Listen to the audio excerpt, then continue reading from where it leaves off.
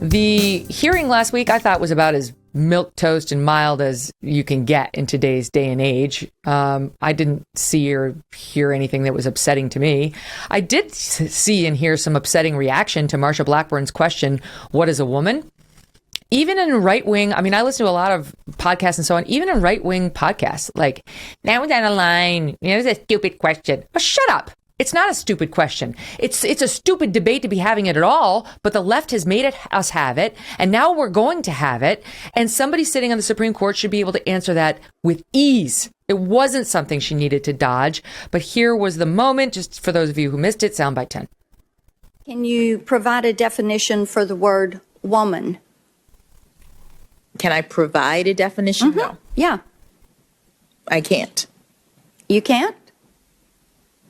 Not in this context. So I'm not a biologist. I find this whole thing maddening. I don't think it was a dumb question. It was a clever question. She was trying to pin her down on whether she was going to be a reasonable person who would stand up to the woke on their nonsense interpretations of things that we all know to be true. And the judge effectively answered it. She will not.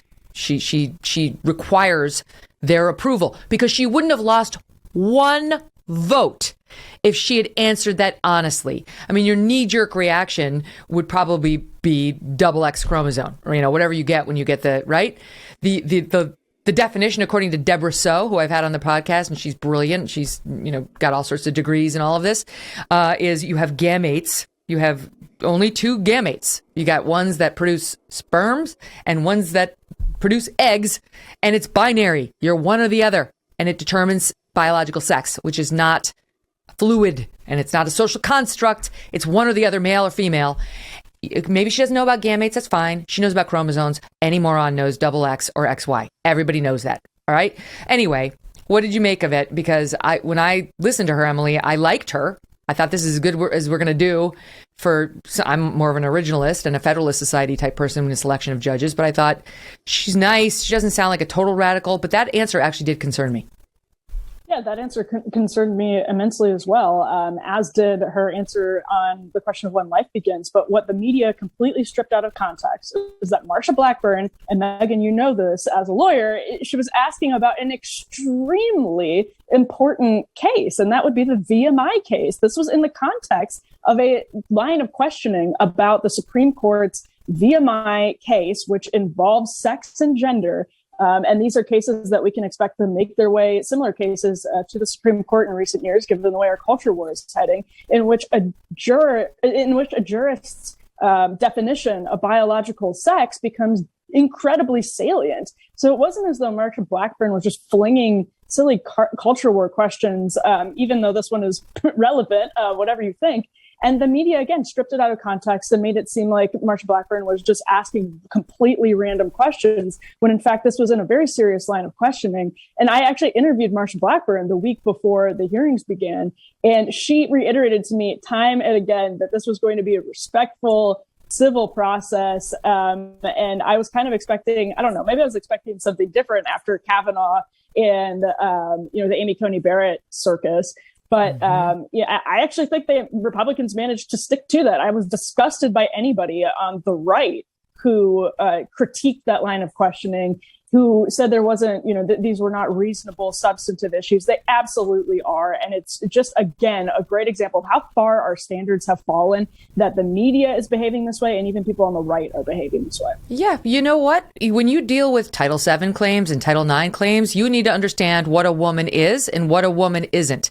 And honestly, in that moment, she could have said, my understanding of a woman is somebody with two X chromosomes, but I understand legally things are changing, and people who have an XY are now identifying as female, and that becomes a legal issue, gender versus biological sex.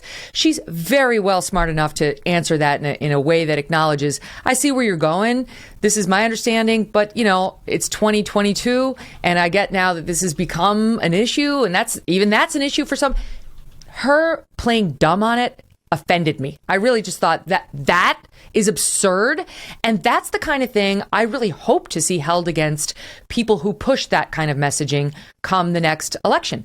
Like, Eliana, that's the stuff that, look, it's a long time between now and November, but that's the stuff that will stick in America's craw if they see too many people saying it.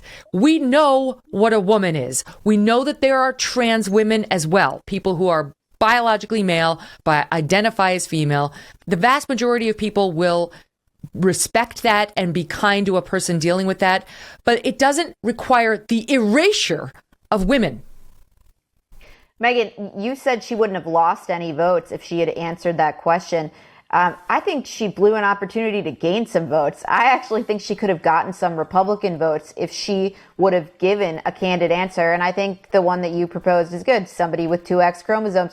It is a problem when, you know, the smartest elites in our society say they can't answer a question that you could go up to the guy on the street corner and get an answer to. That is, I think, what is driving a wedge between the elites and the regular people, and that people find absurd. And I think it is something that, you know, Biden campaigned as a moderate. He isn't governing as a moderate. And I think that it's these sorts of things, these sorts of like, oh, sorry, I can't answer what a woman is, we saw Glenn Youngkin in Virginia campaign on these sorts of things in the gubernatorial race, and that Democrats are probably going to pay for in the November midterms. But I think Ketanji Brown Jackson blew an opportunity to make a statement about who she is and where she stands, and perhaps to gain some votes. Mm-hmm. I totally agree with you.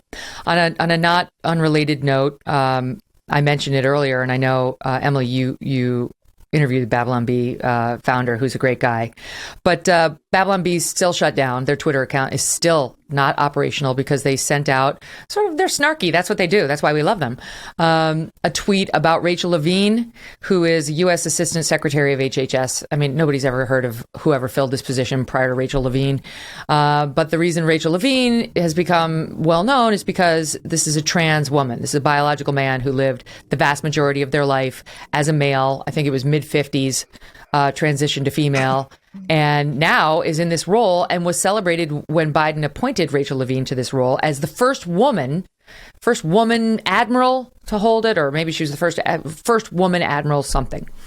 And now USA Today has named her one of its Women of the Year. Women of the Year. I have problems with that, and I will explain why, with all due respect to Rachel. But the Babylon Bee does what it does, which is, they make fun of everybody and lots of woke, sort of issues and policies. And they tweeted out that Rachel Levine is their Man of the Year.